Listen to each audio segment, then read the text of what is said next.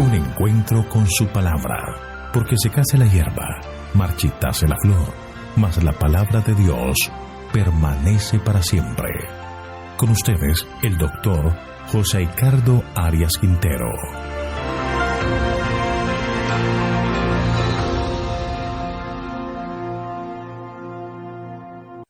Vamos a estudiar Mateo capítulo 26, versículos 6 al 13. Jesús es ungido en Betania. Te invito a orar. Padre nuestro que estás en los cielos, te alabamos y te glorificamos porque eres un Dios bueno, porque para siempre es tu misericordia.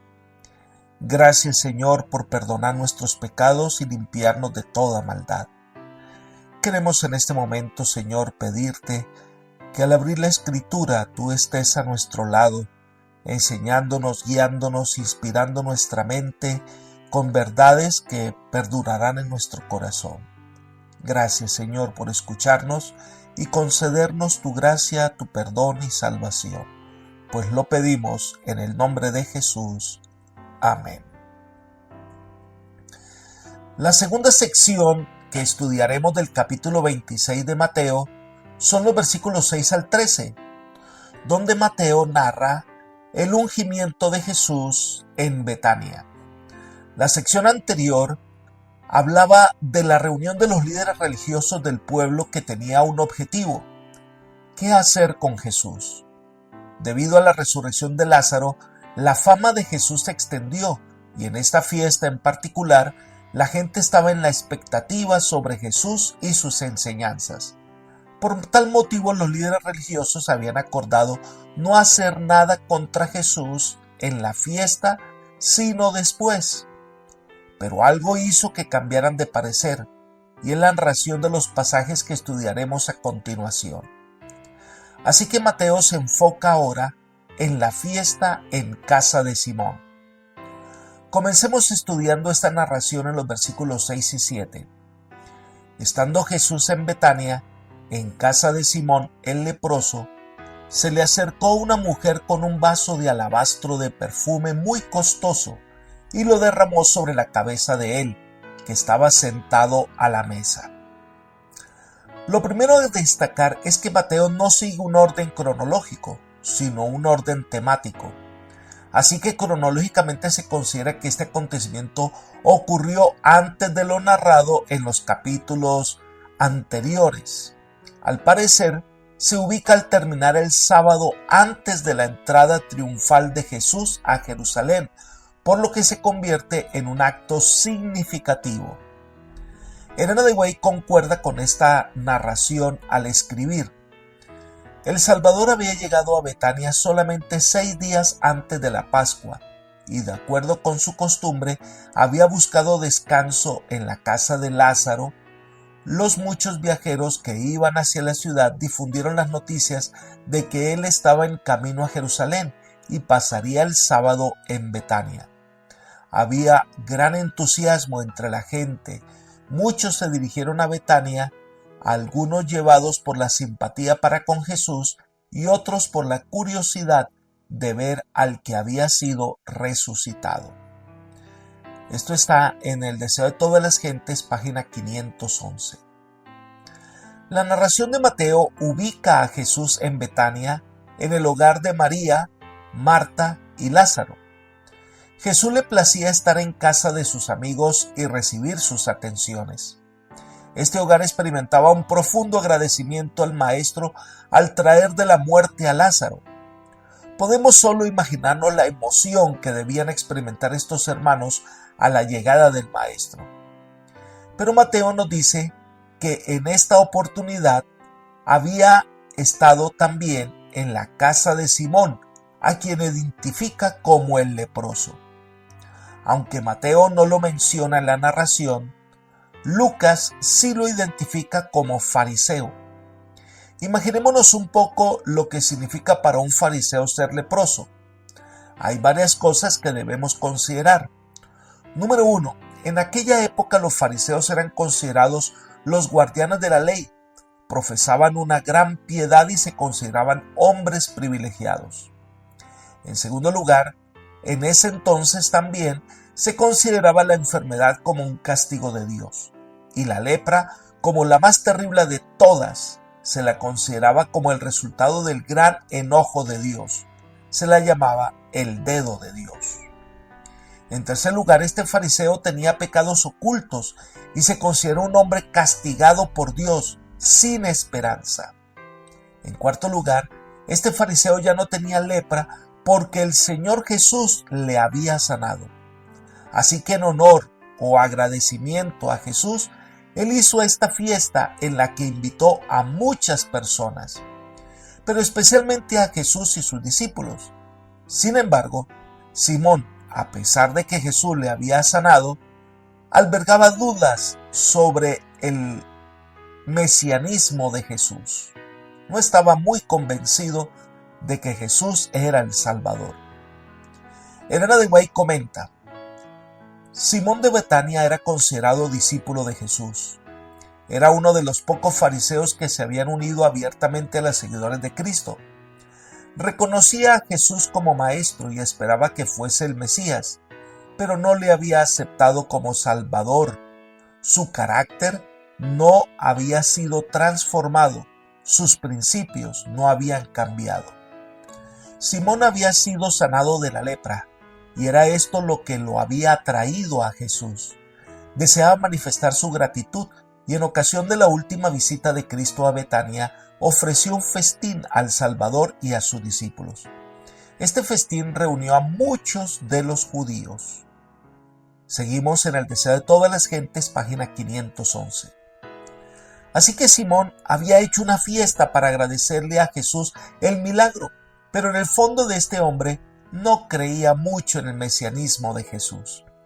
Aunque Mateo no menciona, en ese festín estaba Lázaro, su hermana Marta, que servía a la mesa, y estaba también María. Elena de White afirma: Jesús y sus amigos estaban invitados al festín de Simón. A un lado del Salvador estaba sentado a la mesa Simón, a quien él había curado de una enfermedad repugnante, y al otro lado Lázaro, a quien había resucitado. Marta servía, pero María escuchaba fervientemente cada palabra que salía de los labios de Jesús. El mismo libro Deseo de todas las gentes, página 512. Había mucha expectativa sobre Lázaro. Algunos esperaban que narrara sobre lo que había sentido mientras estaba muerto o alguna razón del más allá. Pero la verdad es que Lázaro no tenía nada que decir al respecto, sino el hecho de que había enfermado y murió, y que la próxima vez que abrió los ojos estaba en la tumba y el Señor lo había resucitado. Elena de White, en el mismo libro, la página 511, dice: muchos esperaban oír de Lázaro una descripción maravillosa de las escenas de ultratumba. Se sorprendía de que no les dijera nada. Nada tenía él de esta naturaleza que decir. La inspiración declara: los muertos nada saben. Su amor y su odio y su envidia feneció ya. Pero Lázaro tenía un admirable testimonio que dar respecto a la obra de Cristo. Había sido resucitado con ese propósito. Con certeza y poder declaraba que Jesús era el Hijo de Dios. Pero había algo que incomodaba a Simón, y era la presencia de María, la hermana de Lázaro. Al parecer, Simón era familiar de estos tres hermanos, y lo peor es que él había inducido a María a pecar y quizás era el gestor de que la vida de María estuviese acompañada de muchas penurias. Elena de White comenta, en el mismo libro, la página 519, Simón había arrastrado al pecado a la mujer a quien ahora despreciaba. Ella había sido muy perjudicada por él. Así que allí está Jesús en el centro. Simón el anfitrión estaba a su lado, no muy convencido del mesianismo de Jesús.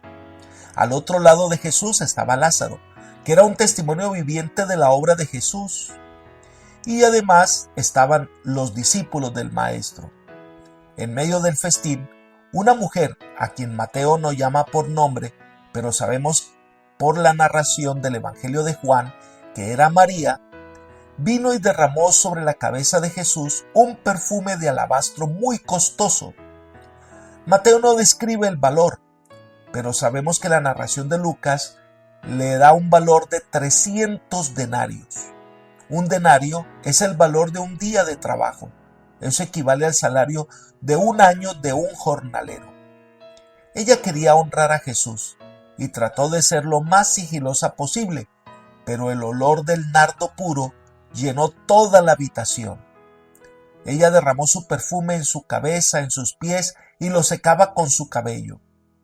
Elena de White describe este momento, diciendo: el corazón de María estaba lleno de gratitud. Ella había oído hablar a Jesús de su próxima muerte, y en su profundo amor y tristeza había anhelado honrarle. A costa de gran sacrificio personal, había adquirido un vaso de alabastro, de nardo líquido de mucho precio, para ungir su cuerpo. Pero muchos declararon ahora que él estaba a punto de ser coronado rey. Su pena se convirtió en gozo y ansiaba ser la primera en honrar a su Señor. Quebrando el vaso de ungüento, derramó su contenido sobre la cabeza y los pies de Jesús, y llorando postrada le humedecía los pies con sus lágrimas y se los secaba con su larga y flotante cabellera. Libro El deseo de todas las gentes, página 512. Se estaba rompiendo todo el protocolo de la reunión y de las costumbres de aquella época, pero ella quería honrar a su Señor y Salvador. La reacción de los invitados no se hizo esperar. Sigamos estudiando Mateo capítulo 26, versículos 8 y 9. Al ver esto, los discípulos se enojaron y dijeron: ¿para qué este desperdicio? Pues esto podía haberse vendido a buen precio y haberse dado a los pobres. El menosprecio hacia la acción de María no se dejó esperar. Según Juan capítulo 12, versículos 4 y 5, narra: dijo uno de los discípulos, Judas Iscariote, hijo de Simón, el que le había de entregar: ¿por qué no se vendió este perfume por 300 denarios y se le dio a los pobres? El que encabezó tal rechazo y crítica a la acción de María, pues fue Judas, y los demás discípulos se le unieron, y esta cruel observación se propagó por todo el salón. Además, en un acto de dignidad agrega: se hubiera vendido y se le hubiera dado a los pobres. Pareciera que sus intenciones eran buenas. Pero en el versículo 6 de este capítulo de Juan aclara: pero dijo esto no porque se preocupara por los pobres, sino porque era ladrón, y teniendo la bolsa sustraía de lo que se echaba en ella. Judas consideraba un desperdicio de un perfume tan costoso derramado innecesariamente sobre Jesús. Deseaba que mejor se hubiera vendido y traerlo a la tesorería de los discípulos, donde esperaba apoderarse de ese dinero, ya que era ladrón. Elena de White hace el siguiente comentario: Judas era el tesorero de los discípulos, y de su pequeño depósito había extraído secretamente para su propio uso, reduciendo así sus recursos a una escasa pitanza. Estaba ansioso de poner en su bolsa todo lo que pudiera obtener. A menudo había que sacar dinero de la bolsa para aliviar a los pobres, y cuando se compraba alguna cosa que Judas no consideraba esencial, él solía decir: ¿por qué se hace este despilfarro? ¿Por qué no se coloca el costo de esto en la bolsa que yo llevo para los pobres? Ahora, el acto de María contrastaba tanto con su egoísmo que él quedaba expuesto a la vergüenza, y de acuerdo con su costumbre, trató de dar un motivo digno a su crítica en cuanto a la dádiva de ella. Dirigiéndose a los discípulos, preguntó: ¿por qué no se ha vendido este ungüento por 300 denarios y se dio a los pobres? Mas dijo esto no por el cuidado que él tenía de los pobres, sino porque era ladrón y tenía la bolsa y traía lo que se echaba en ella. Judas no tenía amor a los pobres. Si el ungüento de María se hubiese vendido y el importe hubiera caído en su poder, los pobres no habrían recibido beneficio. Deseo de todas las gentes, página 513. Aquí se describe la realidad de lo que realmente está pasando en la casa de Simón. Una mujer agradecida y convencida que Jesús era su Salvador, le trae un regalo costoso, un anfitrión y un discípulo de Jesús no están tan convencidos que Jesús es el Mesías y consideran tan costoso regalo un desperdicio, y para tratar de dar cierta dignidad a su comentario, lo disfrazan en una aparente preocupación por los pobres. Este tipo de observaciones se hace con frecuencia cuando lo que le pertenece al Señor o lo que se desea dar a la causa del Señor se ve como un desperdicio, y se comenta que en vez de llevar el diezmo al templo o en vez de dar ofrenda a la iglesia, mejor se la damos a los pobres. Pero lo que realmente oculta su comentario es no creer en el amor de Dios, es no creer en Jesús, no creer en su iglesia, y lo ocultan con una falsa preocupación sobre los pobres que realmente no serán beneficiados. El egoísmo es lo que aflora en estos comentarios. Ellen G. White dice lo siguiente: hay cristianos de profesión que gastan al año ingentes cantidades en goces inútiles y perniciosos, mientras muchas almas perecen por falta de la palabra de vida. Roban a Dios en los diezmos y ofrendas, mientras consumen en aras de la pasión destructora más de lo que dan para socorrer a los pobres o para el sostenimiento del Evangelio. Si todos los que hacen profesión de seguir a Cristo estuviesen verdaderamente santificados, en lugar de gastar sus recursos en placeres inútiles y hasta perjudiciales, los invertirían en el tesoro del Señor, y los cristianos darían un ejemplo de temperancia, abnegación y sacrificio de sí mismos. Serían entonces la luz del mundo. Reflejemos a Jesús, página 131. Los motivos con que hacemos las cosas es lo que marca la diferencia en nuestra vida. Ante los comentarios ofensivos de los discípulos, Jesús responde de manera muy sabia. Leamos los versículos 10 al 13. Vamos a estudiar este pasaje versículo por versículo. Al darse cuenta, Jesús les dijo: ¿por qué molestáis a esta mujer? Lo que ha hecho conmigo es buena obra. Podemos imaginarnos la incomodidad que experimentaría esta pobre mujer. El dedo acusador está sobre ella. Hombres que se aprecian de ser justos señalan su acto como indecente e inapropiado. Jesús escucha los comentarios y entiende lo que hay detrás de estos. Así que sale en defensa de la mujer. Dice: no la molesten. El acto de María era un acto de adoración, un acto de agradecimiento. Lo que ella hacía quizás no lo entendían del todo, pero su amor por el Salvador fue la inspiración para dar ese maravilloso don. Ellen G. White nos ayuda a comprender. María no conocía el significado pleno de su acto de amor. No podía contestar a sus acusadores, no podía explicar por qué había escogido esa ocasión para ungir a Jesús.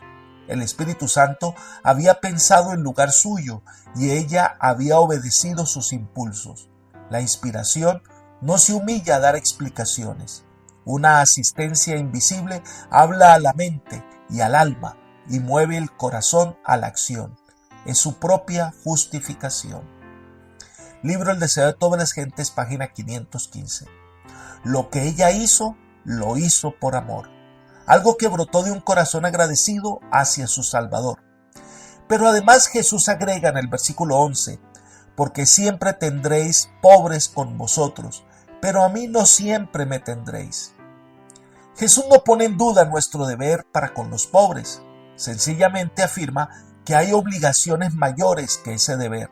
Es más, quizás muchos pobres, si se hubiese beneficiado de la venta de este perfume, no apreciarían el regalo que se les da. Pero lo que se ofrenda al Señor con corazón agradecido, en demostración de un amor sincero, el Señor lo recibe con alegría y aprecio. Nuestro deber con los pobres está allí, es innegable, pero no debemos tomar los dones dedicados al Señor para atender a los pobres. Debemos hacerlo con lo que nos queda. Pero Jesús dice algo interesante, versículo 12. Pues al derramar este perfume sobre mi cuerpo, lo ha hecho a fin de prepararme para la sepultura. Lo que María había hecho era ungir su cuerpo para la sepultura. Ni aun los más allegados a Jesús comprendían lo que transcurría en la semana siguiente. Solo María parecía vislumbrar, aunque débilmente, lo que traería el futuro. Frente a la crisis que se avecinaba, Jesús apreció muchísimo el sincero deseo de ella de hacer todo lo que podía. Otros seguidores de Jesús le tributaron honor y ungieron su cuerpo cuando Jesús había muerto, pero ella se lo prodigó cuando estaba vivo, cuando ese perfume realmente sería apreciado por el Salvador. Así comenta Elena de White: el don fragante que María había pensado prodigar al cuerpo muerto del Salvador lo derramó sobre él en vida. En el entierro, su dulzura solo hubiera llenado la tumba, pero ahora llenó su corazón con la seguridad de su fe y amor. José de Arimatea y Nicodemo no ofrecieron su don de amor a Jesús durante su vida. Con lágrimas amargas trajeron sus costosas especias para su cuerpo rígido e inconsciente. Las mujeres que llevaron sustancias aromáticas a la tumba hallaron que su diligencia era vana, porque él había resucitado. Pero María, al derramar su ofrenda sobre el Salvador, mientras él era consciente de su devoción, le ungió para la sepultura. Y cuando él penetró en las tinieblas de su gran prueba, llevó consigo el recuerdo de aquel acto, anticipo del amor que le tributarían para siempre a aquellos que redimiera. Libro El deseo de todas las gentes, página 514. A veces las personas en vida no reciben nuestro aprecio, ni nuestros dones, ni nuestros regalos. Una vez muertos, pues ellos ya no apreciarán las flores o los dones que queramos dar en su sepultura. Ya no van a sentir el aprecio de nosotros. Por eso honremos a nuestros seres queridos mientras los tenemos entre nosotros. Y Jesús termina esta observación sobre el acto de María en el versículo 13. De cierto os digo, que donde quiera que se predique este evangelio en todo el mundo, también se contará lo que ésta ha hecho para memoria de ella. Estas palabras son muy significativas. Aquí Jesús anticipó claramente que su evangelio sería predicado en todas partes. Quienes afirman que Jesús nunca se propuso fundar una religión harían bien en considerar esta declaración. Donde quiera que se predicara el evangelio, se recordará lo que hizo María, de dar ese don maravilloso que algunos no aprecian, que algunos no valoran, pero que para Dios fue de gran valor. Y ese acto de María es un símbolo del derroche del amor de Dios sobre los seres humanos. El Señor dio el don más precioso para que pudiésemos ser salvos. Quiero cerrar este estudio con el comentario de Elena de White. Ella dice: hay dádivas que distribuimos correctamente según el carácter y las necesidades de aquellos a quienes las damos. No muchos de los pobres habrían apreciado la ofrenda de María o el sacrificio de sí mismo que hizo nuestro Señor, que fue el más grande que podía haberse dado. Aquel ungimiento fue un símbolo del rebosante corazón de la dadora. Fue una demostración externa de un amor alimentado por corrientes celestiales hasta que desbordó. Y ese ungimiento de María, que los discípulos llamaron derroche, se repite 1000 veces en los sensitivos corazones de otros. El Señor Dios es generoso en sus dádivas para nuestro mundo. Puede hacerse la pregunta: ¿por qué demuestra el Señor tanta generosidad, tanto derroche en la multitud de sus dádivas que no se puede enumerar? El Señor anhela ser tan generoso con su familia humana que no pueda decirse de Él que podría haber hecho algo más. Cuando dio a Jesús a nuestro mundo, dio todo el cielo. Su amor es incomparable, no se reservó nada. Para el razonamiento humano, todo el plan de salvación es un derroche de misericordias y recursos, pero son dados para lograr la restauración de la imagen moral de Dios en el hombre. La expiación es supuestamente capaz para asegurar mansiones celestiales a todos los que la reciben. La supuesta liberalidad de María es una ilustración de los métodos de Dios en el plan de salvación, pues la naturaleza y la gracia manifiestan cuando se relacionan mutuamente la ennoblecedora plenitud de la fuente de la cual fluyen. Esto está en Manuscritos 28 del año 1897. Apreciado amigo y hermano, Dios lo dio todo por nuestra salvación. derramó el más caro de todos los regalos que podía dar para rescatar al hombre. La pregunta es, ¿apreciamos ese don maravilloso del amor de Dios? ¿Valoramos con nuestras decisiones, con nuestra forma de vida, lo que Jesús hizo por nosotros? ¿Estamos dispuestos a darlo todo por Jesús? Dios lo dio todo por nosotros. Somos nosotros ahora los que debemos responder al amor de Dios. Que el Señor te bendiga y te guarde y te guíe por sendas de paz. Es mi oración por ti. Amén.